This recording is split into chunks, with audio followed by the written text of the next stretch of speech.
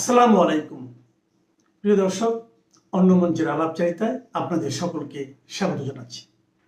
আসসালামু আলাইকুম। সংসদ সদস্য এবং এনসিপির নেতা হাসনাত আব্দুল্লাহ এবং শিবির নেতা ডাকসুর ভিপি সাদিক কায়েম লন্ডন সফর করছেন। এই লন্ডন সফরকে তারা যখন গিয়েছেন তখন তাদের পক্ষ থেকে প্রচার করা হয়েছে এটা অক্সফোর্ড ইউনিভার্সিটির আমন্ত্রণে তারা সেখানে গিয়েছেন এবং লন্ডন গিয়েও তারা সেটি বলেছেন। সাদিক কায়েম তার ভিডিও বার্তাতেও দাওয়াত বলেছেন যে এটা অক্সফোর্ড ইউনিভার্সিটির দাওয়াতে, কিন্তু রিউমার স্ক্যানার সহ বিভিন্ন গণমাধ্যম দেখেছে যে না, এটা অক্সফোর্ড ইউনিভার্সিটির কোনো দাওয়াত ছিল না।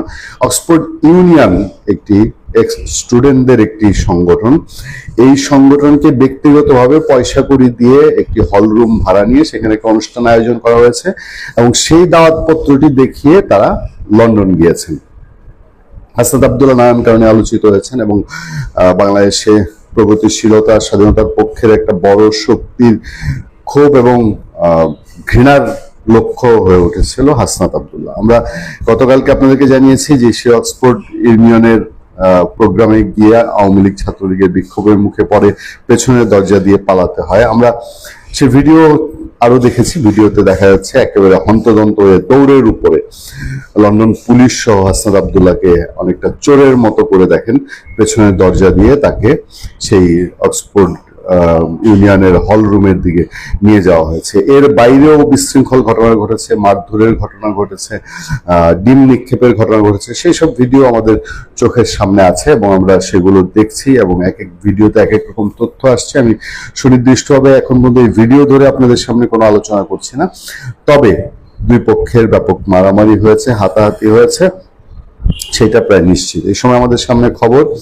লন্ডনে হাসনাত আব্দুল্লাহর সভার পাশে আওয়ামী লীগের বিক্ষোভ, ডিম নিক্ষেপ। অনুষ্ঠানে সংসদ বলেন, মানে হাসনাত আব্দুল্লাহ বলেন, আমার হাতে তো এখন কাঁচা ডিম আছে, এটা কাঁচা থাকবে না সিদ্ধ থাকবে আসলে আমি জানি না। আচ্ছা, সেখানে বলা হচ্ছে লন্ডনে এনসিপির সংসদ সদস্য হাসনাত আব্দুল্লাহ এক অনুষ্ঠান ঘিরে বিক্ষোভ দেখিয়েছেন যুক্তরাজ্য আওয়ামী লীগের নেতাকর্মীরা। বাংলাদেশে কার্যক্রম নিষিদ্ধ দলটির নেতাকর্মীরা জুলাই অভ্যুত্থানের নেতাকে লক্ষ্য করে ডিমও ছুড়ে মারেন। এনসিপির দক্ষিণ অঞ্চলের মুখ্য সংগঠক সংসদ সদস্য হাসনাত আব্দুল্লাহর যুক্তরাজ্য সফর উপলক্ষে এ শুভেচ্ছা বিনিময় অনুষ্ঠান আয়োজন করে জাতীয় নাগরিক পার্টি এনসিপি ইউকে অ্যালায়েন্স। মানে টানা দুদিন বিক্ষোভ চলেছে এবং বিশৃঙ্খল পরিস্থিতি তৈরি হয়েছে লন্ডনে। সোমবার পূর্ব লন্ডনের হোয়াইটচ্যাপেল এলাকায় ইস্ট লন্ডন মসজিদের পেছনে মায়েদা ব্যাংকোয়েট হলে অনুষ্ঠান আয়োজন করা হয়। এই ভেন্যুর পাশে দাঁড়িয়ে বিক্ষোভ দেখান আওয়ামী লীগ ও সহযোগী সংগঠনের নেতাকর্মীরা। স্থানীয় সময় সন্ধ্যা 6টায় অনুষ্ঠানটি শুরু হওয়ার কথা থাকলেও হাসনাত আব্দুল্লাহ অনুষ্ঠানস্থলে পৌঁছান রাত 9টার দিকে। কয়েক ডজন পুলিশের পাহারায় দৌড়ে বিকল্প এক দরজা দিয়ে রেস্তোরাঁর ভেতরে ঢোকেন তিনি। আমরা এর আগে যে ভিডিওটি আপনাদেরকে দেখিয়েছি, এ সময় আওয়ামী লীগের নেতা একদম দৌড়ের উপরে, মানে মোটামুটি যানবাচনের মতো দৌড়ের উপরে গিয়ে ওই হলে ঢুকেছিলেন। এ সময় আওয়ামী লীগের নেতা কর্মীরা বিক্ষোভ দেখানোর পাশাপাশি হাসনাত আব্দুল্লাহকে লক্ষ্য করে ডিম নিক্ষেপ করলে এ সংসদ সদস্য দৌড়ে ভেতরে প্রবেশ করেন। ওই সময় বাইরের পরিস্থিতি নিয়ন্ত্রণে আনে police. NCP UK alliance Facebook পাতায় প্রকাশিত এক ভিডিওতে দেখা যায় ডায়াসের সামনে একটি ডিম দেখিয়ে হাসনাত বলছেন, বিভিন্ন প্রান্তের যেসব লীগ আছে যারা নিজেরা থাকে দৌড়ের উপরে, পালিয়ে থাকে নিজেরা, কিন্তু অন্যদেরকে বলে পালানোর জায়গা পাবে না। দৌড়ের উপরে ছিল হাসনাত আব্দুল্লাহ, সেই আবার বলছে আওয়ামী লীগকে পালানোর জায়গা পাবে না।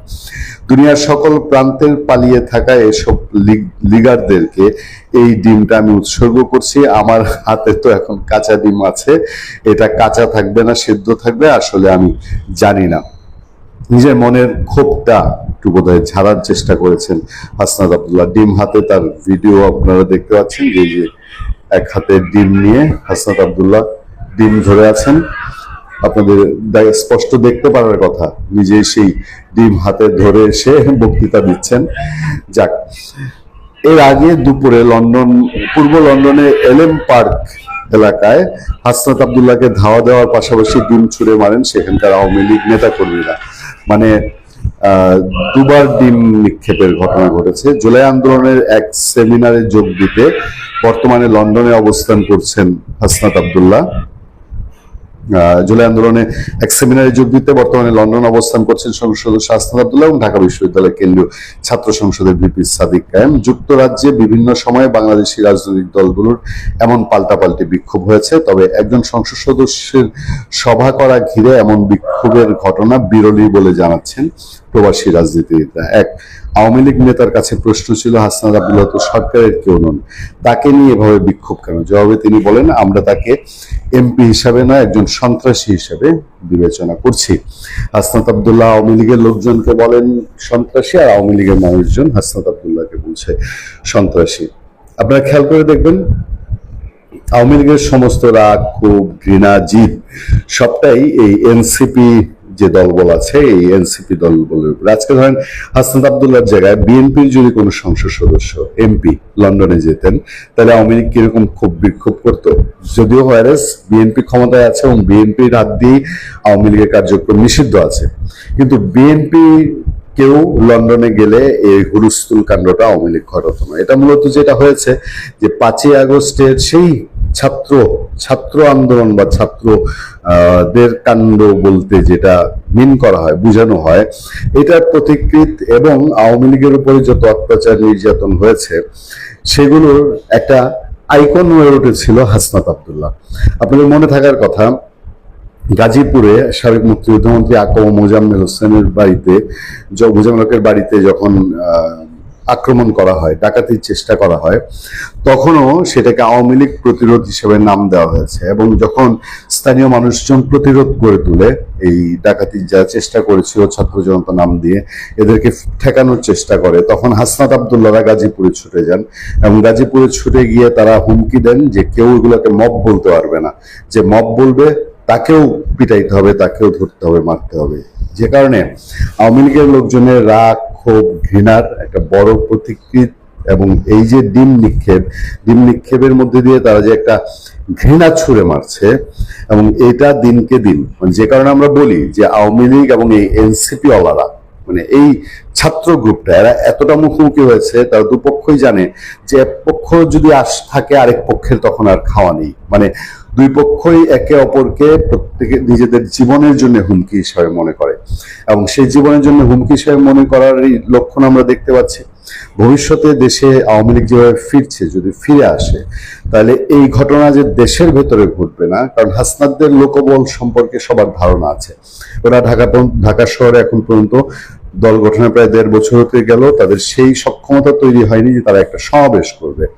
ফলে আওয়ামী লীগের ভয়েরা একটু তটস্থ থাকবে এবং এই ধরনের বিচ্ছিন্ন ঘটনা ভবিষ্যতে দেশের বাইরে থেকে দেশে ঘটা শুরু হয় কিনা সেটাই দেখবার বিষয়। জাহিদুর রহমান, তাকে ভারতের প্রবেশের অনুমতি দেওয়া নিয়ে এত টালবাহানায় সে তো ভারত বাংলাদেশে পুরো লঙ্কা কাণ্ড লেগে গেছে। এই যে আমার অনেক জ্যাঠামশাই আছে, সে জ্যাঠামশাইরা আমার যদি সামান্যতম ভুল হয় তারা রে করে তেড়ে আসেন। আমি কালকে 10টার সময় ভিডিওটা আমি কিন্তু ইউনিভার্সিটি চলে গেছিলাম। আমি বলেই গেছিলাম, আমি ফার্স্ট টাইম রিপোর্ট যা পেয়েছি আমি তাই বললাম। তারপরেও আমার লেখা হয়েছে সঠিক তথ্য জেনে পরিবেশন করা উচিত। জ্যাঠামশাইরা যেটা বলে, আমার জ্যাঠামশাইরা আমাদের বকাবকি করে শুরু করে দিয়েছে। তা আজকে সঠিক তথ্য নিয়ে বসেছি আমি, যে আমাদের জাহিদুর রহমান তিনি কি ধরনের ব্যক্তিত্ব এবং ভারত তাকে কি চোখে দেখে। আমার বক্তব্য নয়, এটা হচ্ছে আমাদের বিদেশ মন্ত্রকের বক্তব্য। তিনি আদ্যপান্ত ভারত বিরোধী বক্তব্য পেশ করে যান। 2023 সাল থেকে 2026 সাল পর্যন্ত তিনি কতগুলো বক্তব্য এরকম করে তিনি ভিডিও করেছেন। তার ভিডিও তো এখানে তো ব্লক করা আছে ভারতবর্ষে, তার প্রত্যেকটি আমাদের গোয়েন্দা সংস্থার কাছে আছে। এবং শুধু ভিডিও নয়, ওনার সঙ্গে পাকিস্তানি যে সমস্ত ISI এর চর আছে তাদের যে গোপন যোগাযোগ, তারপর ইসলামী হারকাতুল জাহান নাকি একটা অর্গানাইজেশন আছে, তাদের সঙ্গে যোগাযোগ আছে। যত আজে বাজে লোক, পাকিস্তানের সন্ত্রাস বিরোধী যত সন্ত্রাসবাদী যত লোক আছে, তাদের সঙ্গে জাহিদুর রহমানের এই সমস্ত কানেকশন। ইনি আবার ডক্টর জাহিদুর রহমান। আরে একটা শিক্ষিত লোকের তো শিক্ষিত বন্ধু হবে, তা আপনার সঙ্গে এই সমস্ত সন্ত্রাসবাদীর যোগ কেন? হ্যাঁ, ছেড়ে দিলাম, সেটা আপনার ব্যক্তিগত ব্যাপার, ছেড়ে দিলাম। সারা দিন রাত যে আপনি ভারতের গোষ্ঠীর তুষ্টি করেন, অথচ আশা করেন ভারত আপনাকে তুষ্ট করবে। আপনি যে পাতায় যে থালায় খান, সেই থালায় থুতু ফেলার লোক। আপনি যদি ভারতে আসার জন্য, আপনার এত ভারত বিরোধিতা, তাও ভারতে আসার জন্য আপনার লালা ঝরছিল যে ভারতে আমায় যেতেই হবে। কেন? আপনি বলতে পারতেন আমি ভারতকে পছন্দ করি না, যে লোকটার সঙ্গে আমার বিবাদ, আমি সেই লোকটাকে ডেকে তার বাড়িতে আমি যাব? কখনো যাব না। কিন্তু এদের তো চরিত্র বলে কিছু নেই, আত্মসম্মান বলে কিছু নেই। এরা দেশের মানুষকে বোকা বানায়। এগুলো আমার কথা নয়, বিদেশ মন্ত্রক যা দিয়েছে কাগজে আজকে, আমি সেটাই পড়ে শোনাচ্ছি আপনাদের, একটাও আমার কথা নয়। তারেকের উপদেশটাকে আটকানোই টানা পড়েন। সেখানে শুধু বিদেশ মন্ত্রকের বক্তব্যটুকু আমি তুলে ধরছি, বাকি তো সব আপনারা জানেন। ভারতের বিদেশ মন্ত্রক সূত্রের বক্তব্য, জাহেদ গত কয়েক বছর ধরে লাগাতার ভারত বিরোধী প্রচার করে আসছেন। বিভিন্ন বিষয়ে 2023 সালে 30শে জানুয়ারি থেকে 2026 সালে 22শে জানুয়ারি পর্যন্ত জাহেদের 26টি ভারত বিরোধী মন্তব্যের তালিকা প্রকাশ করা হয়েছে। তাতে রাহুল গান্ধীর সদস্যপদ খারিজ, ভারত কি বাংলাদেশের অবৈধ নির্বাচনকে সমর্থন করছে, শেখ হাসিনাকে আশ্রয় দিয়ে বাংলাদেশে ভারত বিরোধী মনোভাবের জন্ম দিচ্ছে, শেখ হাসিনার পরাজয় ভারতের পরাজয়, এমন বিভিন্ন ভারত বিরোধী মন্তব্য করেছেন জাহেদ। বিদেশ মন্ত্রকের সূত্রের বক্তব্য, জাহেদের এমন বক্তব্যের পরিপ্রেক্ষিতে তাকে অভিবাসন কর্তৃপক্ষ ভেরিফিকেশনের জন্য আটকে রাখেন। পরে তাকে বিশেষ অনুমতি দিয়ে ভারতে প্রবেশের অনুমতি দেওয়া হয়। তবে ততক্ষণে তিনি সিদ্ধান্ত নিয়ে নিয়েছেন ভারতে প্রবেশ করবেন না, ফিরে যাবেন। আসলে ফিরে কেন গেছেন? উনি এখন বুঝতে পেরেছেন যে আমি যদি এখন ঢুকি তাহলে বেরোবার সময় আমায় আটকে দিতে পারে। কারণ যখন ও ঘরে যখন ডেকেছে, তখনই উনি বুঝে গিয়েছেন যে এবার টেলিফোন নিয়ে আমাকে ক্রস চেক করতে পারে। ওনাকে 2.5 ঘন্টা বসিয়ে রাখা হয়েছিল। রিয়াজ হামিদুল্লাহ কিছু করতে পারেনি। আপনার মতো মানুষের ভারতবর্ষে আসার কি দরকার বসাই? ভারতবর্ষের মানুষ তাদের সঙ্গেই আছে যারা ভারতের সঙ্গে আছে। আর এবার তো আপনি উপদেষ্টা বলে তবু লাস্টে ঢোকার অনুমতি দিয়েছিল, কারণ আপনাকে তখন তো সবুজ এতে ছিল, নীলে, সবুজ নীল আর রেড, মানে সবুজ নীল আর লাল। আপনারটা নীল তালিকায় ছিল, এবার লাল তালিকায় উঠে গেছে। মানে মশাই ঢেড়া পড়ে গেছে, সোজা কথা বলা যায়। এই ঢেড়া পড়ে যাওয়াতে আপনার আর ভারতবর্ষে সারা জীবনে আসা হবে না, আপনার এবং আপনার পরিবারের সকলের। যান সিঙ্গাপুর যান, চীন যান, পাকিস্তান যান, ওইসব জায়গায় যান যেখানে আপনাদের পছন্দিদা লোকজন থাকেন, সেখানে আপনারা যান। এখানে আব্বা হুজুর খুঁজতে যাবেন না, আব্বা হুজুরটা এখানে কেউ থাকে না। সুতরাং ভারতে আসার ব্যাপারটা ভুলে যান। আপনারা ওখানে রামের মূর্তিতে জুতো পেটা করবেন, কিন্তু ভারত আশা করবেন ভারত আপনাদের সহযোগিতা করবে। আপনারা নেপাল থেকে বিদ্যুৎ নিয়ে যাবেন, ভারত আপনাকে চাইলেই সহযোগিতা করে দেবে। আর এইটুকু বুদ্ধি নেই, বিদ্যুৎ দপ্তরে একটা লোকের সঙ্গে কথা বলুন না। আমি তো কথা বলে আপনাকে বলছি, আমিও জানতাম না। আমাদের 40,000 মেগাওয়াটের আমাদের লাইনটা আছে, বিভিন্ন ট্রান্সফরমারে যাওয়ার জন্য বা গ্রিডে যাওয়ার জন্য বিভিন্ন লাইন থাকে, কোনোটা 60,000 মেগাওয়াট, কোনোটা 40,000 মেগাওয়াট, কোনোটা 70,000 মেগাওয়াট, কোনো 150,000, 35,000 অব্দি আছে, মানে তারের সাইজ অনুযায়ী। তো ওখান থেকে ভারতেরও বিদ্যুৎ আসে, নেপাল থেকে আমরা কিনি, কারণ নেপালকে আমরা সাহায্য করি বিদ্যুৎ উৎপাদনে, আমরা কিন্তু স্বয়ংনির্ভর, তবু নেপালকে আমরা সাহায্য করি, সেই বিদ্যুৎ এদিক ওদিক আমরা বিক্রি করে দিই। কারণ নেপাল থেকে বিদ্যুৎ বিক্রি করা সহজ নয়, ভারত হয়ে যাওয়াটা অনেক সহজ। এত সম্পর্কের ওঠানামা হয়, কিন্তু ভারত কিন্তু কাউকে ডিস্টার্ব করে না, আপনাদেরকে এখনো ডিস্টার্ব করেনি, এবার করবে, এবার করবে। সেগুলো হবে আপনাদের জন্য। এখন 40,000 মেগাওয়াটের লাইন দিয়ে যে 60,000 মেগাওয়াটের বিদ্যুৎ যাবে না, সেই বুদ্ধিটা যে কজনের বাংলাদেশের কজনের আছে, সেটিও তো আমার যথেষ্ট সন্দেহ রয়েছে। এটা তো বিন্দুমাত্র খোঁজ খবর নেয় না যে প্রত্যেকটা জিনিসের একটা মাপ থাকে, এই মাপের ওপরে দেওয়া যাবে না। এইখানে গ্রিডটাকে অফ করে দিল, বাংলাদেশের গ্রিডটাকে অন করে দিল, 40,000 দিয়ে দিল। যখন 40,000 কমপ্লিট হয়ে গেল, তখন বাংলাদেশের গ্রিড অফ করে দিল, ভারতের গ্রিডটা অন করে দিল। এই তো হচ্ছে সিম্পল ব্যাপার। ভারত ইচ্ছে করে দিল না।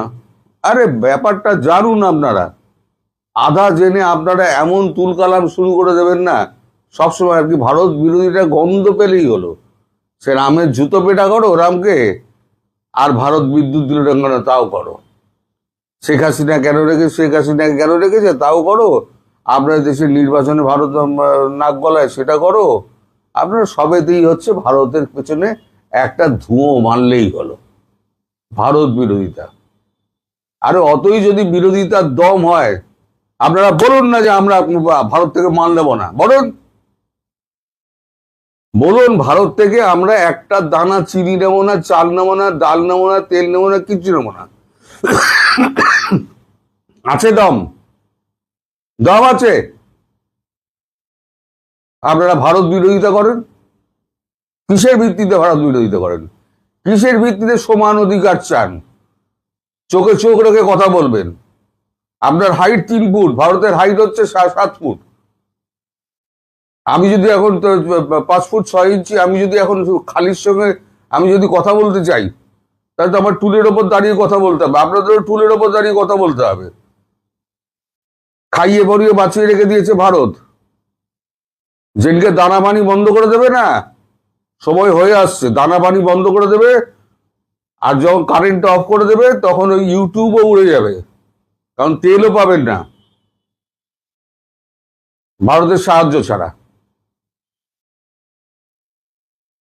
ভারত বিদ্বেষী, ভারতে আসার জন্য জিভ একেবারে এত বড় লম্বা হয়ে রয়েছে, ভারত বিদ্বেষী। আর আপনারাও দর্শক জেনে শুনে আপনারা সমস্ত কিছু এ করুন, মানে বিচার বিবেচনা করে ভারতের বিরুদ্ধে বলুন। আপনারা যেগুলো করছেন, আমরা কোনো মসজিদে গিয়ে আমরা চটি ছুড়ি, কোনো গির্জায় গিয়ে আমরা অসম্মান করি? কি বলবেন? আমরা যখন করি না তখন বলবেন যে ভারতবর্ষ ভীতু। তা নয়, ভারতবর্ষ সংস্কৃতি আছে, ভারতবর্ষের শিক্ষা আছে, যেটা আপনাদের মধ্যে নেই। আমাদের দেশের যে অবস্থা এই মুহূর্তে, আমাদের দেশ যেদিকে যাচ্ছে সামগ্রিকভাবে, সেটা আমি তো মনে করতেছি না যে কোনো একটা সেক্টর আছে সেই দিকে ভালো। সেটা অর্থনীতি বলেন, রাজনীতি বলেন, আইন শৃঙ্খলা বলেন, ব্যবসা বাণিজ্য বলেন, সাধারণ মানুষের শিক্ষা, শিল্প, সাহিত্য, সংস্কৃতি নিয়ে বলেন, কোনো দিকেই ভালো যাচ্ছে না। বিশেষ করে যারা মৌলবাদী জঙ্গি গোষ্ঠী, এই যে হেফাজত, জামাত, আরো চামড়া নাই পীর, চামড়া আলা পীর যারা আছে, চামড়া ছাড়া পীর যাই থাকুক, এদের আর ভালো লাগতেছে না। এদের তো বাংলাদেশ নামটাই তাদের অপছন্দ, এমনকি তাদের বাংলা ভাষাটাও তো অপছন্দ। এরা বলতেছে আমের নাম রাখতে দিবে না। তো কখন না জানি আবার বলে যে যমুনা নদীর নাম পাল্টে ফেলে ওইটাকে আলাউদ্দিন খিলজি বানাইতে হবে। কবে না জানি শুনবো পদ্মা নদীর নাম পাল্টে রাবেয়া বসরি নদীর নাম লিখতে হবে।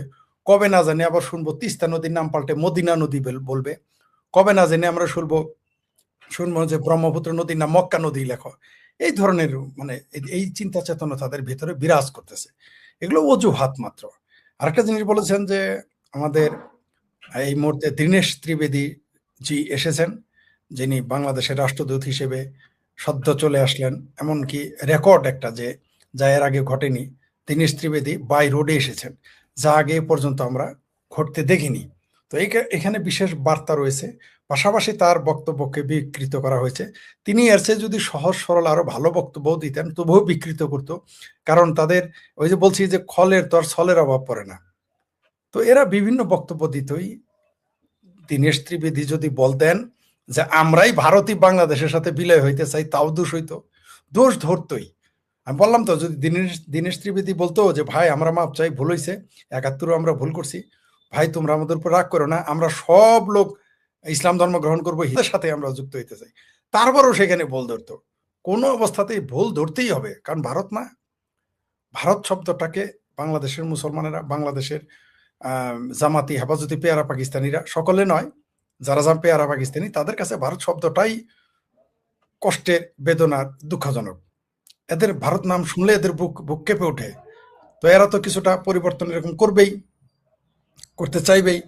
এরা তাদের বয়ান বয়ান আলাদা নিবে, কখনো বক্তব্য ভিন্ন দিকে নিবে, কখনো বাংলাদেশ নাম, এরপর একদিন দেখবেন বাংলাদেশ নামটাই বলতে চায়, বদলাইতে চায়, বলবে যে এটার নাম বাংলাস্তান রাখো, অথবা দ্বিতীয় পাকিস্তান রাখো, অথবা এরকম কোনো তারা অভিযোগ বা তাদের দাবি যদি কোনোদিন আসে, আপনি একটু আমাদের, আমি অন্তত অবাক হব না।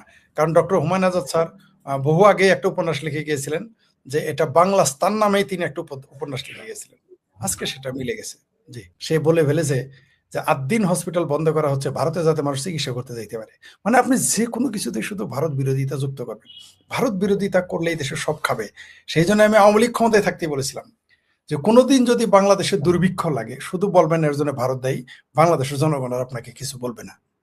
তো এরা তো, দীনেশ ত্রিবেদী একজন দক্ষ মানুষ, তাকে প্রথমেই বিতর্কিত করতে তারা এই বদমাইশিটা করবে, স্বাভাবিক। কিন্তু শেষ মুহূর্তে পেরে উঠবে না, কারণ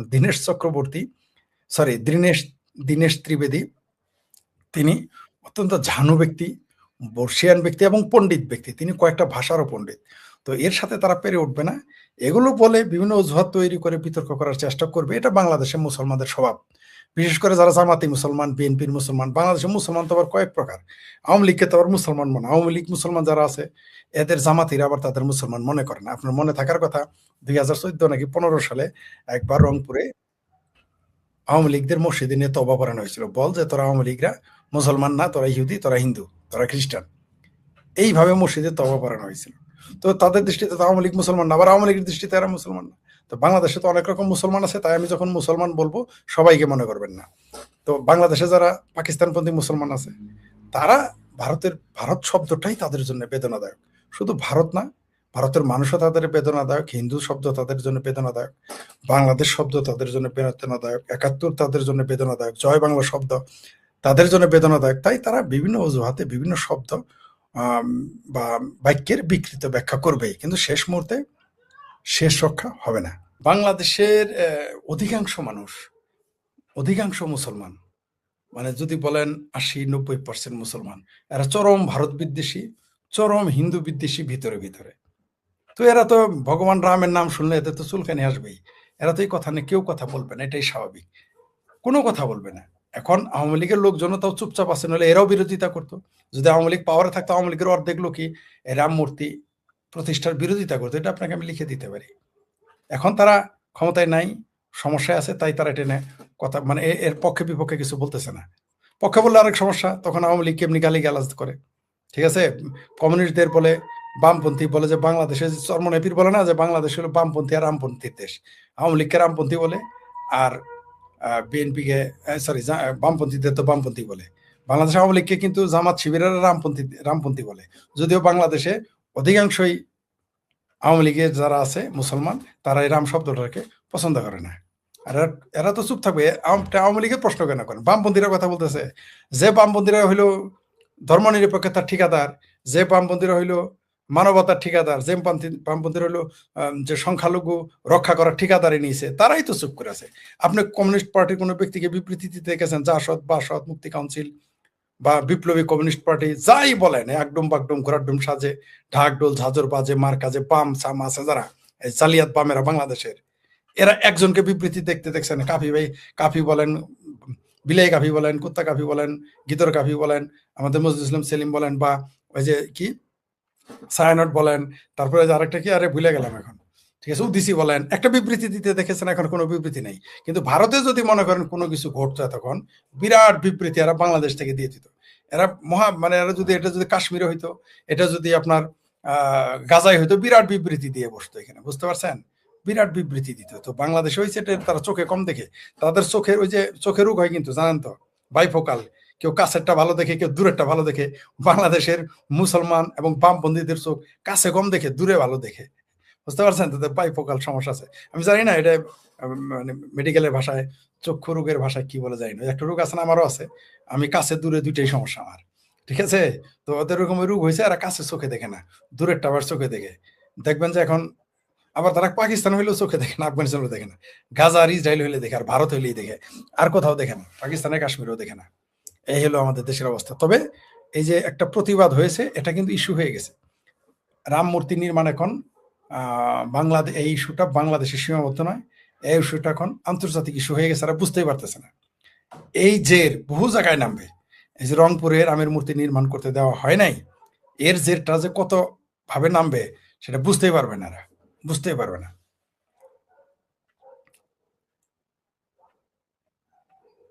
অসভ্য বর্বর অমানুষ জানোয়ার হিংসুটে রেসিস্ট অভিশপ্ত হিন্দুত্ববাদী সন্ত্রাসীরা বাংলাদেশ আওয়ামী লীগ দেশদ্রোহী বেঈমান মির্জাফরদের মনে রাখা হবে। এইখানে এইখানে আরেক শুধু ওই যে হিন্দুত্ববাদী রনে লিখবেন, মুসলমানিত্ববাদী বলেন, এইভাবে বলেন, অসভ্য বর্বর অমানুষ জানোয়ার হিংসুটে ফ্যাসিস্ট রেসিস্ট আলট্রা ফ্যাসিস্ট অভিশপ্ত মুসলিমত্ববাদী ইসলামিত্ববাদী সন্ত্রাসীরা বাংলাদেশের জামাত, হেফাজত, বিএনপি, চিঙ্কুবাম, দেশদ্রোহী বেঈমানদের মির্জাফরদেরকে মনে রাখা হবে। এইভাবে বলে দিলে, এটা একটু শব্দটা একটু ভুল হয়ে গেছে আর কি, উনি একটু ভুল করে ফেলেছে, এটা লিখতে হবে। আচ্ছা, রামের মূর্তিটা করতে দিলে বাংলাদেশের কি সমস্যা হইতো? বা এখন যে করতে দিল না, এটা কোথায় নিয়ে যাবে বাংলাদেশকে? বাংলাদেশের রামের মূর্তি গড়তে দিলে কোনো সমস্যাই হইতো না, বরং আমাদের সুবিধা হইতো, বরং এই সরকারের আয়ু বাড়ত, এই সরকারের খ্যাতি বাড়ত, এই দেশের ফিচার বিদেশে ভালো হইতো। দেশটা যে মৌলবাদীরা দখল করে ফেলেছে, মোল্লার মিলিটারি কবলে চলে গেছে, এই রামের মূর্তি নির্মাণ করলে এই কথাটা আমরা যে স্ট্রংলি বলি, এটাতে তারা বাধা দিতে পারতো, যে এটা যদি মোল্লার মিলিটারি দখল, মোল্লা দখল করে থাকে, রামের মূর্তি কিভাবে হলে, তুমি শেখ ফরিদ এখন চুপ থাকো, এটা বলতে পারতো। তারপরে বিদেশে, এটা আমাদের দেশে পর্যটক আসতো, বাংলাদেশ ভারতের হিন্দু পর্যটকরা পালে পালে দলে দলে আসতো, এমনকি বাংলাদেশের সব জায়গা থেকে ওই ওই গাইবান্ধার ওই ওই জায়গা পলাশবাড়ি, ওই এলাকায় ভালো অর্থনৈতিক অঞ্চল হিসেবে গড়ে উঠতো। সব বাংলাদেশের হিন্দুরা ওই জায়গায় যাইতো, কারণ হিন্দুদের কাছে তাদের ভগবান রাম হচ্ছে সবচেয়ে বেশি আরাধ্য। তারপরে ভারতের লোকজন আসতো, ভারতের হিন্দুরা আসতো, এমনকি অবাঙালি হিন্দুরা আসতো দেখতে।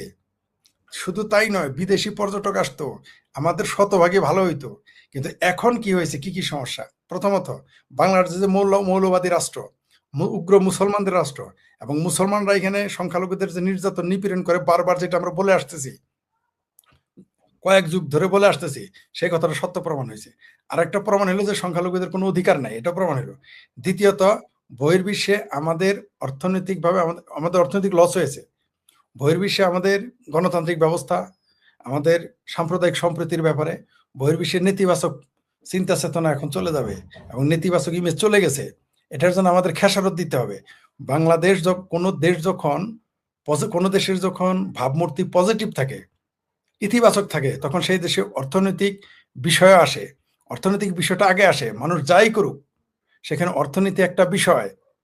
আপনি মনে করেন না যে ইন্দোনেশিয়াতে খুব ভালোবাসে ওই মূর্তিগুলো রেখে দিছে ওইখানে, জাভাতে বিজনেসের জন্য রেখেছে। ইসলামের ইতিহাসের ছাত্র সবাই জানে যে সব মূর্তি ভেঙে ফেলেছে, চুরমার করে ফেলেছে এই ভারত উপমহাদেশ থেকে যখন মূর্তিগুলো নিয়ে যায়। কিন্তু যখন সোনার মূর্তি নিছে, ওটা কিন্তু নিয়ে চলে গেছে। সোনার মূর্তি কিন্তু রাখা যায় নাই, ওটা কিন্তু ভেঙে ফেলে যায় নাই বা নদীতে ফেলে ওটা কিন্তু নিয়ে চলে গেছে। ব্যবসা বোঝে। এই যে মূর্তির ব্যাপারটা হইলো, এখানেও সবাই জামাল পইরা পাগলা সাজে, এখানে ব্যবসা বোঝে। এটা অর্থনীতির সাথে সম্পৃক্ততা আছে, এটা এরা বুঝতে পারতেছে না। এই যে ভারতের অযোধ্যায় যে উত্তরপ্রদেশের রাম মন্দির নির্মিত হইল, সেখানে হাজার হাজার কোটি টাকার বিজনেস হচ্ছে, সবকিছুর সাথে অর্থনীতি জড়িত। তাহলে এই দেশে তো আরো বেশি হইতো, মুসলিম দেশ। এইখানে আর যেমন ধরেন পাকিস্তানের লাহোরে যদি রামের পুত্র লব আর কুশের নামে যে শহর ছিল, সেখানে যদি লব আর কুশের মূর্তি বানায়, লব আর কুশের মন্দির বানায়, ভারতের হিন্দুরা দলে দলে পালে পালে প্রতি বছর দেখতে যাবে, প্রতিদিন যাবে। মানে মনে করেন যে আপনার লাহোরের অর্থনীতি পাল্টে যাবে লব আর কুশ নামে যদি একটু মন্দির বানায়। বাংলাদেশে যদি দেবী দুর্গার নামে বড় বিশাল মন্দির বানায়, ভগবান বিষ্ণুর মন্দির বানায়, তারপর দেবী দুর্গার মন্দির বানায়, ভগবান রামের মন্দির বানায়, শিবের মন্দির বানায়, পশ্চিমবঙ্গের হিন্দুরা পালে পালে দলে দলে বাংলাদেশে আসবে। উল্টো হয়ে যাবে বাংলাদেশে, ওইখানে হসপিটাল হবে। যদি দেখেন সবচেয়ে যেটা ক্ষতি হলো আপনাকে বলি, ওইখানে হয়তো আমাদের দেশে একটা বিশাল হসপিটাল হইতো, সেটা আর হবে না। কারণ যেখানেই মুসলমানেরা তো হাসপাতাল বানায় না, মুসলমানরা শুধু মাদ্রাসা আর মসজিদই বানায়, কিন্তু হিন্দুরা, খ্রিস্টানেরা, ইহুদিরা, শিখেরা তাদের উপাসনালয়ের পাশে খাবার দেয় এবং আপনার ফ্রি মেডিকেলের ব্যবস্থা থাকে। আমার তো ধারণা ছিল এটা দিলে ওইখানে বিশাল একটা মেডিকেল সেন্টারও হয়ে যেত, মেডিকেল হাবও হতে পারতো, যেটা থেকে আমরা বঞ্চিত হলাম। অথচ বাংলাদেশের মানুষ ভারতে গিয়ে কিন্তু বাংলা চিকিৎসা করে আসে, ওগুলো কিন্তু মন্দির ভিত্তিক, যেগুলোতে যায় বাংলা চিকিৎসা করতে বেশিরভাগই মন্দির ভিত্তিক। এগুলো থেকে আমাদের লস হয়ে গেছে, আমাদের টোটালি লোকসান, আমাদের কোনো ফায়দা এখান থেকে হয়নি। এবং এটার খেসারত আমাদের দিতে হবে, বাংলাদেশকে খেসারত দিতে হবে 2 দিন আগে আর পরে। যেমন ধরেন দীপচন্দ্র দাসকে যখন ময়মনসিংহের ভালো কাজ জ্বালিয়ে দেওয়া হলো, জিন্দা পিটিএ মেরে জ্বালিয়ে দেওয়া হলো, এটা খেসারত কিন্তু কলকাতায় পরে, এটা কিন্তু রেশ পড়েছে। এমনকি এটা খেসারত বাংলাদেশকেও টুডে টুমোরো দিতে হবে, টুডে টুমোরো দিতে হবে। তেমনি এই সনাতনীদের ভগবান রামের মূর্তি যে করতে দেওয়া হলো না, এমনকি বলতেছে সেই শিব মন্দির যেটা করছে সেটাও ভেঙে ফেলবে, এটা খেসারত বাংলাদেশকে দিতে হবে 2 দিন আগে আর পরে। বাঙ্গ মুসলমানেরা ইসলামের কিছুই ধারণ করে না। আমি তো বাঙ্গ মুসলমানদের মুসলমানই মনে করি না। বাঙ্গ মুসলমানরা হচ্ছে, এরা মুহাম্মদের উম্মত না, এরা হচ্ছে মহানবীর উম্মত না, এরা হচ্ছে মগা মৌদুদির উম্মত, পাকিস্তানের যে মৌদুদি ছিল তার উম্মত।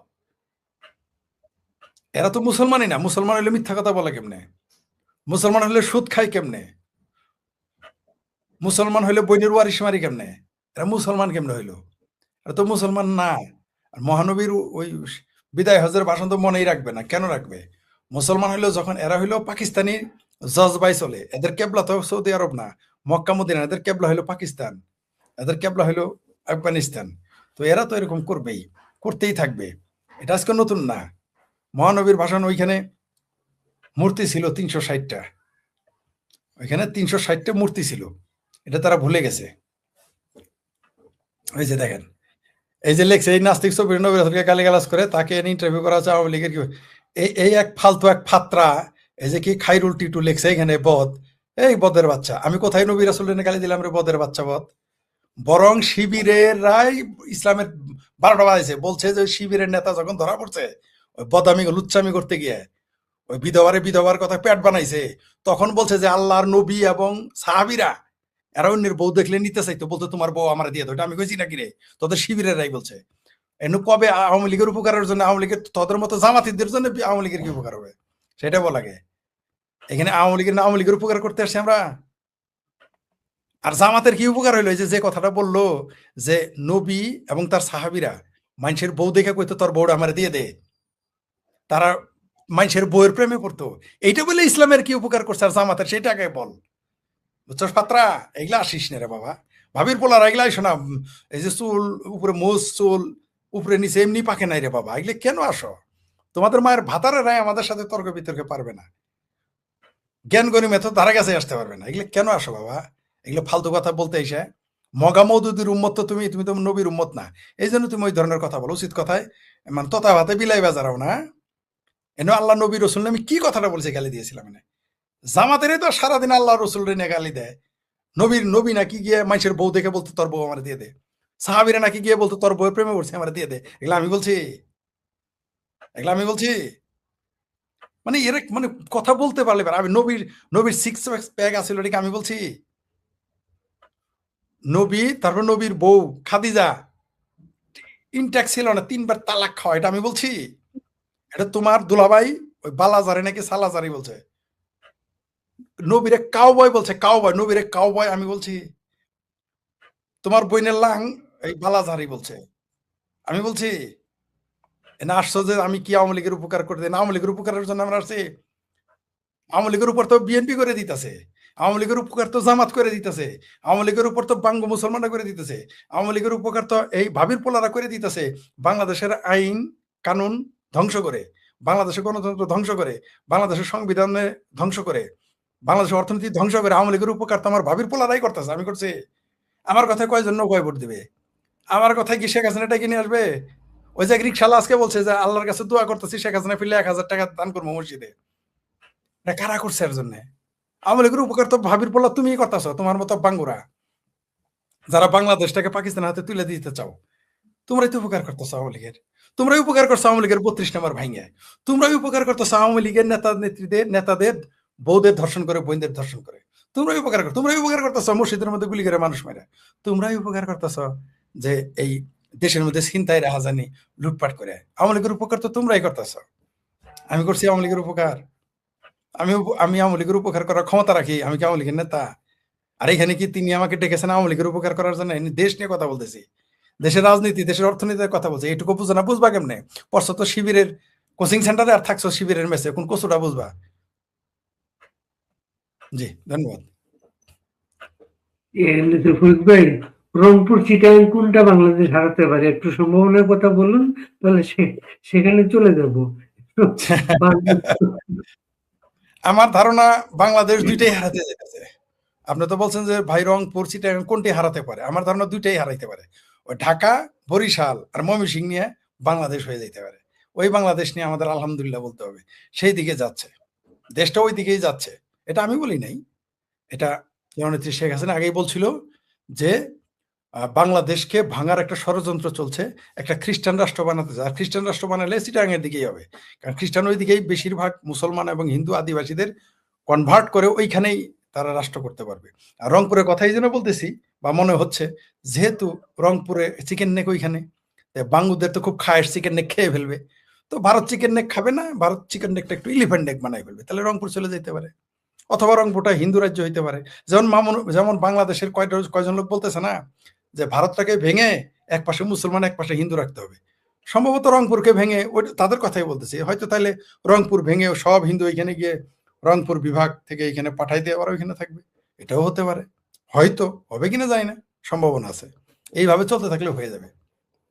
আপনি দেখবেন যে কয়েকদিনের মধ্যে কিছু হিন্দু তারেক রহমানের সাথে দেখা করবে, গিয়ে বলবে তারেক রহমান এই সিদ্ধান্ত নিয়ে দেশটাকে সাম্প্রদায়িক সম্প্রীতি রক্ষা করেছেন, হিন্দুদের উপর আক্রমণ থেকে রক্ষা করেছেন, যেটা আমরা সবসময় দেখি, কিন্তু একটা গ্রুপ সবসময় চলে যায় কিন্তু। হ্যাঁ, ওই হিন্দুরা তো দালালি তো উস্তাদ।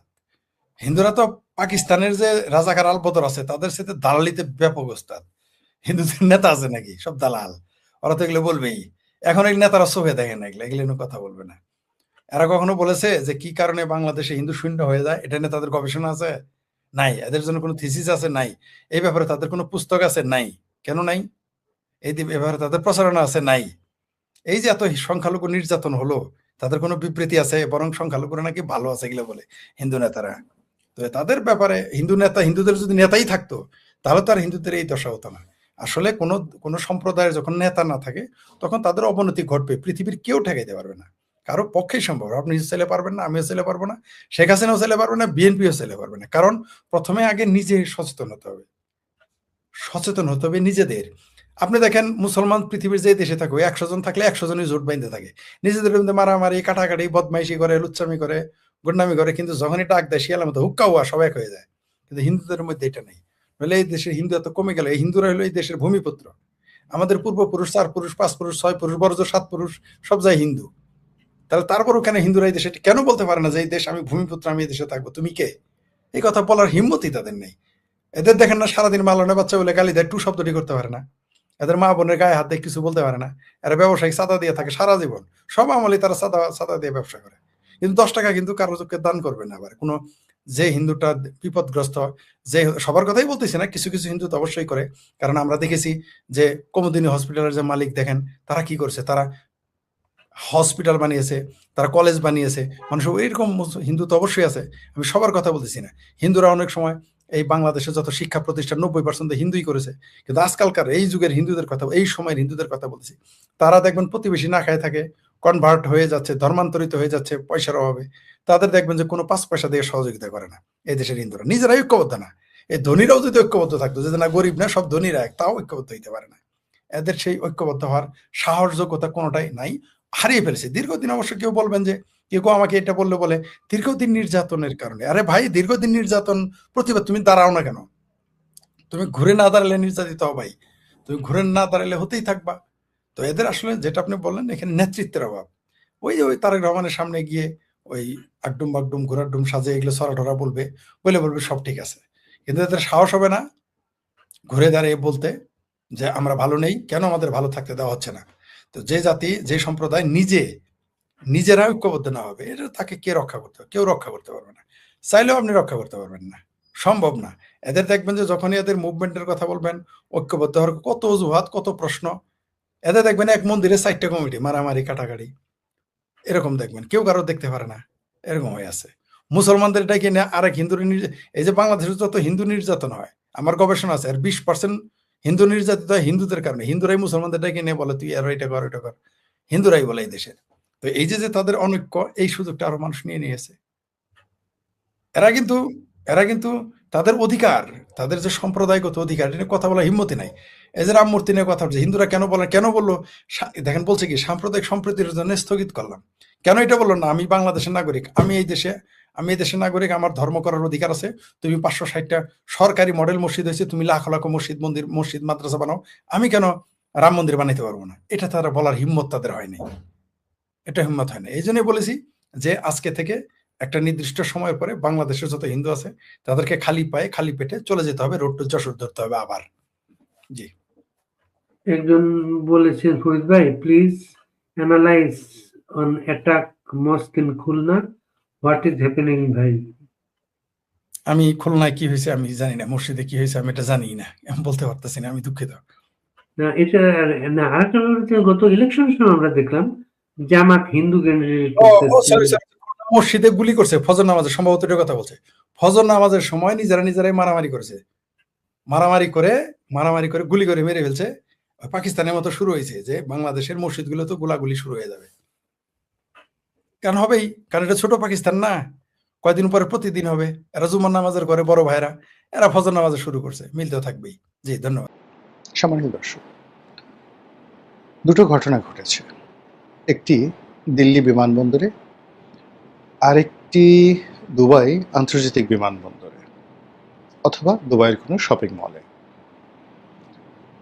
এই দুটো ঘটনার সঙ্গে দুজন অতি গুরুত্বপূর্ণ ব্যক্তি, একজন বর্তমান গুরুত্বপূর্ণ আর একজন সাবেক গুরুত্বপূর্ণ। প্রথম গুরুত্বপূর্ণ ব্যক্তি যিনি জনাব তারেক রহমান সাহেবের খুবই ঘনিষ্ঠজন, তার উপদেষ্টা মিনস তিনি যে তথ্য মন্ত্রণালয় সংক্রান্ত মিডিয়া সেল আছে, প্রচার আছে, প্রোপাগান্ডা আছে, anything related to information ministry, এই বিষয়ে প্রধানমন্ত্রীকে পরামর্শ দেন ডক্টর জাহিদুর রহমান। তো সেই জাহিদুর রহমান সাহেবকে দিল্লি বিমানবন্দরে ব্যাপক জিজ্ঞাসাবাদ করা হয়েছে, ঘন্টার পর ঘন্টা তাকে বসিয়ে রাখা হয়েছে, এবং অবস্থাটা এমন হয়েছে, কি হয়েছে আমরা কিচ্ছু জানি না, কিন্তু যেটা পত্রপত্রিকায় এসছে যে প্রতিমন্ত্রীর মর্যাদার সম্পন্ন ডক্টর জাহিদ, উনি হলেন একেবারে জনাব তারেক রহমান সাহেবের ছায়া, অতি গুরুত্বপূর্ণ ব্যক্তি। মানে তাকে কোনো কিছু অপমান করা মানে প্রধানমন্ত্রীকে অপমান করা, তাকে অপমান করা মানে প্রধানমন্ত্রীর কার্যালয়কে অপমান করা, এবং তার মর্যাদা ইনফরমেশন মিনিস্টার জনাব জহির আছেন তার ঊর্ধ্বে।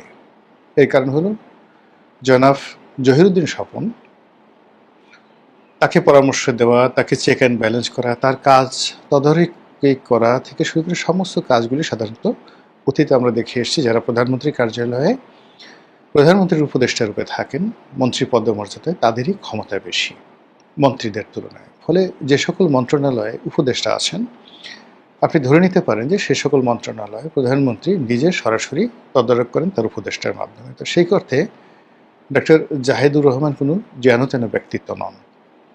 হি is representing as a whole government, as a whole in person জনাব তারেক রহমান। তো তাকে দিল্লি বিমানবন্দরে যে ঘটনাগুলো ঘটানো হলো বা তিনি যে বিরূপ পরিস্থিতিতে পড়লেন, তিনি সেখান থেকে যেভাবে ফিরে আসলেন বা তাকে ফেরত পাঠানো হলো, তার পাসপোর্ট ফেরত দেওয়া হলো অথবা তিনি পাসপোর্ট ফেরত নিয়ে এলেন, হোয়াট এভার মেবি, এটি বাংলাদেশের রাজনীতির একটি টার্নিং পয়েন্ট। এই বিষয় নিয়ে আলোচনা করবো, এটি হলো প্রথম। দ্বিতীয় যে বিষয়টি সেটি স্বয়ং সালাউদ্দিন সাহেব স্বরাষ্ট্রমন্ত্রী তিনি সংসদকে জানিয়েছেন যে বাংলাদেশের সাবেক আলোচিত আইজি যাকে মানে গ্রিক যে ম্যাথোলজি, সেই গ্রিক ম্যাথোলজির মহাপুরুষ হিসাবে পুলিশের যারা কর্মকর্তা তার জমানাতে তিনি যখন আইজি ছিলেন তাকে ওইরকমই মনে করা হতো যে তিনি গ্রিক দেবতার মতো পুলিশকে বাঁচিয়েছেন, পুলিশকে রক্ষা করেছেন এবং বাংলাদেশ পুলিশ বলতে আসলে বেনজির, এরকম একটা ভাবমূর্তি তিনি তৈরি করেছিলেন। তিনি জঙ্গি নাটক করেন অথবা তিনি জঙ্গি দমনে পৃথিবীর সেরা পুলিশ কর্মকর্তা।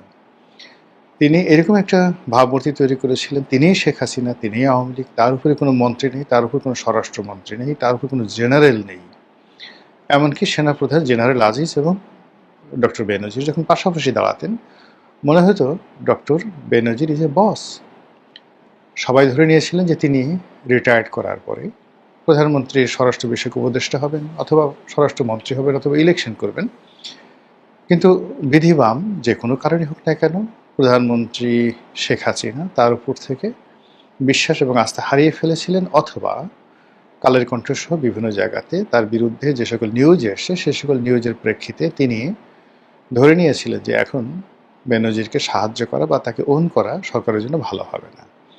তো সেই মানুষটি দুবাইতে গ্রেপ্তার হয়েছেন, যেটি সালাউদ্দিন সাহেব জানিয়েছেন, এবং গ্রেপ্তার হয়েছেন এখানে অনেকগুলো বিষয় স্পষ্ট হয়ে গেছে। যেহেতু পার্লামেন্টে একজন মন্ত্রী বলেছেন it means there is a legal bindings. মন্ত্রীর বক্তব্যটা হলো বাংলাদেশের দুর্নীতি দমন কমিশন যে অভিযোগ বা মামলা দায়ের করেছে সেই মামলার প্রেক্ষিতে দুর্নীতি দমন কমিশনের যে আপনার অথরিটি রয়েছে তারা কোর্টকে বলতে পারে যে এর পাসপোর্ট সিজ করা হোক, একে বিদেশ ভ্রমণে বাধা দেওয়া হোক, এবং কোর্ট সেই কাজটি করে। তারা যে কোনো ফাইল তলব করতে পারে, তারা পুলিশকে, বাংলাদেশ পুলিশকে বলতে পারে যে এর বিরুদ্ধে আন্তর্জাতিক অঙ্গনে রেড অ্যালার্ট জারি করো। তো বেনজির সাহেবের বিরুদ্ধে কোর্ট কাছারিতে অসংখ্য নিয়ম করা হয়েছে, অসংখ্য যাকে বলা এম্বার্গো দেওয়া হয়েছে, তার সঙ্গে সঙ্গে বাংলাদেশ পুলিশের মাধ্যমে একটি রেড অ্যালার্ট জারি করা হয়েছে ইন্টারপোলে। স্বরাষ্ট্রমন্ত্রীর যে বক্তব্য সেটা হলো যে বাংলাদেশ পুলিশের অনুরোধে, কার্য দক্ষতায় এবং দুর্নীতি দমন কমিশনের কারণে দুবাই পুলিশ এবং দুবাই সরকার এবং দুবাই কর্তৃপক্ষ সম্মিলিতভাবে পলিটিক্যালি, অ্যাডমিনিস্ট্রেটিভলি এবং জুডিশিয়ারির যে এখতিয়ার আছে সব কিছু প্রয়োগ করে বেনজিরকে সেখানে গ্রেপ্তার করা হয়েছে এবং সরকার আশাবাদী খুব দ্রুত তাকে বাংলাদেশে ফিরিয়ে এনে তাকে বিচার করা হবে। এটা মোটামুটি 4-5 ঘন্টা এই নিউজটি বাংলাদেশের যে সামাজিক মাধ্যম সেখানে নিদারুণভাবে প্রকাশিত হচ্ছিল। কিন্তু 4-5 ঘন্টা পরে যেটা জানা গেল যে আসলে তিনি গ্রেপ্তার হননি, তাকে গ্রেপ্তার করা হয়নি, কেউ বললো তাকে ছেড়ে দেওয়া হয়েছে।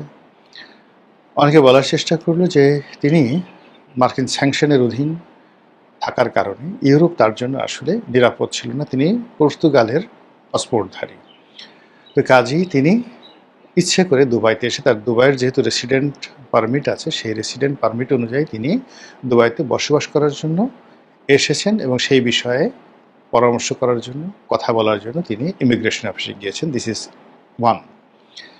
সেকেন্ডলি কেউ বলেছেন যে তিনি ভালো করে জানেন যে ইন্টারপোলের রেড অ্যালার্ট কি কী ক্ষতি হতে পারে। দ্বিতীয়ত তিনি মার্কিন যুক্তরাষ্ট্রের স্যাংশনের অধীন, কাজেই দুবাই সরকারের যে লিগ্যাল বাইন্ডিংসগুলো রয়েছে সেই লিগ্যাল বাইন্ডিংসের মধ্যে তিনি ঢুকতে চাচ্ছেন। তো সেটা ঢোকার জন্যে তিনি সেখানে ইচ্ছে করেই এমন কিছু করেছেন যার ফলে সেখানে তিনি আইনগত সুবিধা পান, লড়াই করতে পারেন এবং সময় ক্ষেপণ করতে পারেন এবং দুবাইতে বসবাস করতে পারেন। এই গেল ডক্টর বেনজিরের অবস্থা। এখন আমি আবার জাহিদ সম্পর্কে ফিরে আসি। তার আগে বলে নেই যে ডক্টর জাহিদ এবং বেনজির দুজনের সঙ্গে আমার একটা চলনশীল পরিচয় ছিল। জাহিদ বয়সে আমার অনেক ছোট, কিন্তু তারপর আমি তার সঙ্গে আপনি আপনি করে কথা বলতাম। এর কারণ হলো তিনি সেই ব্যক্তিত্ব ধারণ করতেন। আমি সাধারণত দেখা গেল যে ইন জেনারেল যারা পলিটিক্স করে এরা বেশিরভাগ ক্ষেত্রেই তাদের সে বয়সে কোনো কারণে একটু ছোট হলেই তুমি করে বলার চেষ্টা করেন। তারপরেও সব ক্ষেত্রে এটা পলিটিশিয়ানরা পারেন না। জাহিদ এরকম একজন মানুষ, সে আসলে সবার কাছে এত ফ্রি না, এত অ্যাভেলেবল হয় না।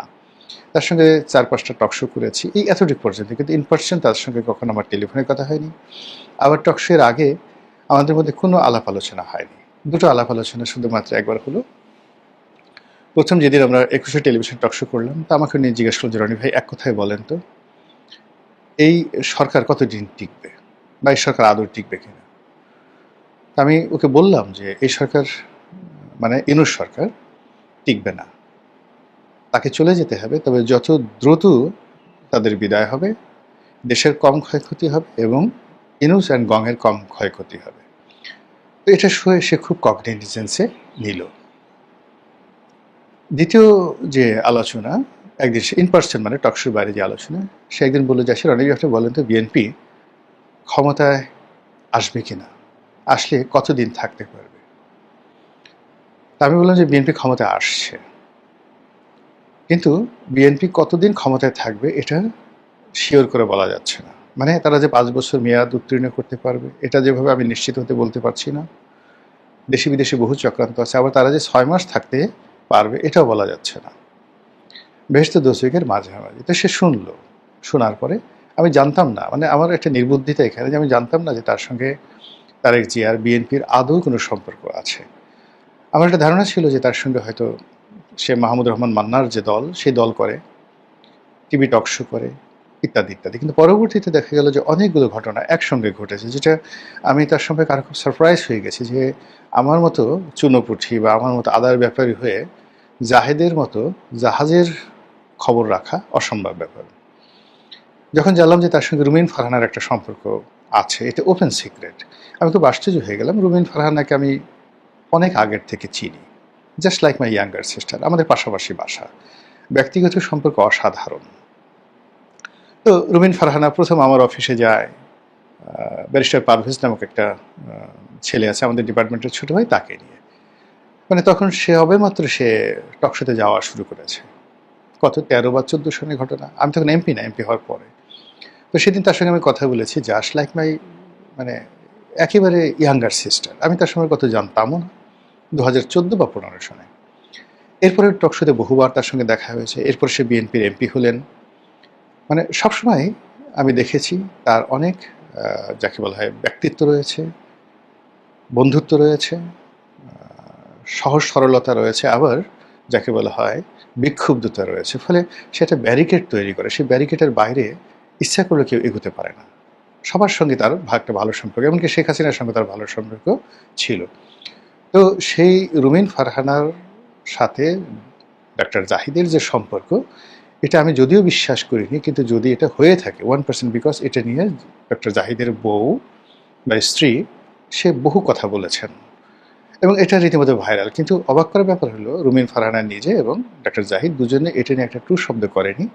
আর আমাদের সোসাইটি দুজনের পার্সোনালিটি এরকম যে তাদেরকে ইন পার্সন কেউ জিজ্ঞাসা করতে সাহস পায়নি বা সুযোগ পায়নি। তো সেদিক থেকে জাহিদ দুর্বোধ্য। এরপর ইউনূসের জমানাতে গিয়ে দেখলাম ডক্টর বদিউল আলম মজুমদারের সঙ্গে কি একটা কমিটিতে সে অন্তর্ভুক্ত হয়ে গেলেন। তারপরে দেখলাম যে সে বিসিএস এর যে ভাইবা বোর্ড, সেই ভাইবা বোর্ডের মেম্বার হয়ে গেলেন। আমি অবাক হয়ে গেলাম যে হাউ ইট ইজ পসিবল। মানে সে তো আপনার আমার মতো না। আমি তো জীবনে আওয়ামী লীগ জমানাতে সংসদ সদস্য হওয়া সত্ত্বেও যেমন মানে পার্লামেন্ট, সংসদীয় কমিটি, এর বাইরে আমার কোনো অ্যাক্টিভিটিস ছিল না। তারপরে মানে এই যে এত কিছু করছি, করার পরেও মানে কোনো একটা সংগঠনের সাথে কোনো একটা সভা সমিতি সেমিনারে গিয়ে একেবারে চিফ গেস্ট হবো ওইরকম কোনো অবস্থা আমার হয়নি, যেটি জাহিদ করেছে। এবং জাহিদের বিএনপির যারা সিনিয়র নেতা, যেমন একদিন আমাকে আব্দুল আল মিন্টু সাহেব বললেন যে সবার টকশো শুনি না বা সবার বক্তব্য শুনি না, কিন্তু এক নম্বরে রনি ভাই আপনার বক্তব্য শুনি, তারপরে জাহিদের বক্তব্য শুনি, আপনাদের বক্তব্য শুনতে হয়। ইট মিনস আমি তখনই বুঝে নিলাম এটা ধরুন 2025 সনের ঘটনা। কাজী জাহিদের লেভেল বিএনপির ওই পর্যায়ে যে আব্দুল আল মিন্টু সাহেবের মতো মানুষ তার বক্তব্য শুনে, কিন্তু জনাব তারেক রহমান তার উপদেষ্টা রূপে তাকে নিয়োগ দেবেন, মানে ইট মিনস জাহিদের যে লিঙ্কেজ অনেক অনেক বেশি।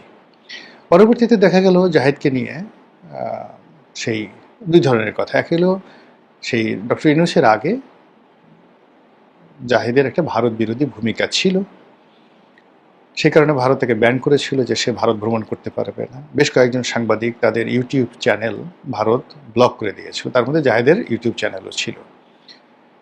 আবার এখন যেটা শুনছি সেই পিনাকি যারা আছেন তারা বলে যে ডক্টর জাহিদকে কষা জাহিদ বলেন, মানে তার চেহারা ছিল দেখে মনে হয় সে সবসময় কোষ্ঠকাঠিন্যতে ভুগেন, তার রীতিমতো টয়লেট হয় না, এবং যাদের টয়লেট হয় না তাদের অনেক গুঁড়াকির্মি থাকে, তাদের পেট ভরা চিট থাকে, মেজাজ গরম থাকে, শরীর কষা হয়, তাদের রক্তশূন্যতা থাকে, হাজারো রকম প্রবলেম থাকে। যেহেতু পিনাকি ডাক্তার, তো কাজেই জাহিদকে ছোট করার জন্য যে ভাষাটি ব্যবহার করলে জাহেদও ডাক্তার সে কষ্ট পাবে, ঠিক সেই রকম তার নাম দিয়েছে কষা জাহেদ। আর দ্বিতীয়ত তাকে বলা হলো যে ভারতের দালাল, সিদানিং নাকি ভারতে দালালি করছে। তো সেই ক্ষেত্রে দিল্লি এয়ারপোর্টে তাকে ফেরত পাঠানো, তাকে ঢুকতে না দেওয়া, এটা আমি আসলে মিলাতে পারছি না যে আসলে এখানে ডাক্তার জাহিদের সাথে কি ব্যক্তিগত সম্পর্কের কারণে তাকে ফেরত পাঠানো হলো, নাকি তারেক রহমান সাহেবকে একটা গ্রিন সিগন্যাল দেওয়া হলো না রেড সিগন্যাল দেওয়া হলো, এবং আগামীতে ভারত বাংলাদেশ সম্পর্কটা কোন পর্যায়ে নামবে, এটা জাহেদের কারণে এই যে সমস্যাটা সৃষ্টি হলো, ইটস এ ল্যান্ডমার্ক। জাহেদের প্রসঙ্গ এখানে শেষ। এবার বেনজির সম্পর্কে আসি। জাহেদের চাইতে আসলে বেনজিরের সঙ্গে আমার ব্যক্তিগত সম্পর্ক দুটো কারণে খুব বেশি। প্রথমত বেনজির সাহেব যখন ডিআইজি অ্যাডমিন হিসেবে যোগ দেননি তখনও, জাতিসংঘেতে প্রথম আসলেন বাংলাদেশে, তার সঙ্গে আমার দেখা হলো। উনি আমাকে একদিন একটা ডিনারে দাওয়াত করলেন, তো সেখানে আমাদের অনেক কথাবার্তা হলো, এবং তার আলাপ আলোচনা মনে হলো যে আসলে ভদ্রলোক, নেহাত একজন ভদ্রলোক, পলিটিক্স সম্পর্কে তার কোনো আগ্রহ নেই, হি ইজ এ প্রফেশনাল, এবং আওয়ামী লীগে কোনো নেতাকর্মী বা কারোর সাথে তার এরকম সম্পর্ক আছে ওইটাকে দেখে আমার মনে হলো না। এরপরে একেবারে তিনি যতদিন র্যাবের ডিজি ছিলেন, আইজি হওয়ার পর তার সঙ্গে আমার কোনো সাক্ষাৎ বা কোনো কথাবার্তা হয়নি, কিন্তু র্যাবের ডিজি থাকাকালীন সময় পর্যন্ত তার সঙ্গে আমার ব্যক্তিগত বন্ধুত্বটা খুব ভালো পর্যায়ে ছিল। তিনি কথা বলতেন, ফোন করতেন, আমিও তার সঙ্গে কথা বলতাম ইত্যাদি। যখন পাবলিক ইন্টারেস্টে কোনো কোনো জিনিস আমি তাকে বলেছি, যেমন রমনা পার্ককে এই মাদকমুক্ত করার ব্যাপারে বলেছি, তিনি সর্বোচ্চ চেষ্টা করেছেন। তারপর তাকে নিয়ে একটা লেখা লিখেছি, সেখানে ধানমন্ডি লেক সম্পর্কে কথা বলেছি, তিনি 1 মিনিটের মধ্যে সেটা অ্যাকশনে গিয়ে পুরো ধানমন্ডি লেককে মাদকমুক্ত করার চেষ্টা করেছেন। সো এরকম আমার মহল্লা থেকে যে সমস্যা ছিল ঢাকা কলেজের গলিতে, সেটাও তিনি র্যাবের ডিজি হিসেবে করে দিয়েছেন। এরকম ছিল তার সঙ্গে আমার একটা সম্পর্ক, কিন্তু আইজি হওয়ার পরে আসলে যে কোনো কারণে তার সাথে আমার কোনো সম্পর্ক ছিল না। তো সেই বেনজির সাহেব সম্পর্কে আসলে কোনো কথা বলতে গেলে আমার আসলে খুব কষ্ট হয়। যে বদনামগুলো শুনছি, যে কথাগুলো বলতে হচ্ছে, এগুলো আসলে আমি মানতে পারি না। পরবর্তীতে দেখা গেল যে বেনজির সাহেবের সঙ্গে আমার বন্ধুত্বটা আসলে আগের, কিন্তু 2009 সনের পরে দেখলাম যে বেনজির সাহেবের যে ইমিডিয়েট ছোট ভাই, ও আমার ক্লাসমেট, নাম কায়েস। ওরা কখনোই বেনজির সাহেবের লিগেসি ধারণ করেনি, তারা তাদের মতো ব্যবসা বাণিজ্য করছে। ফলে মানে কায়েসের বড় ভাই প্লাস আমার সঙ্গে তার বন্ধুত্ব পরিচয় সব মিলিয়ে তার যে এই যে অবস্থা, সেই অবস্থা বাংলাদেশে যদি কাউকে মানে বিব্রত করে, ব্যথিত করে, আদার দেন হিজ রিলেটিভ সঙ্গত করে না, আমি এখানে সেই বিব্রত বোধ করছি।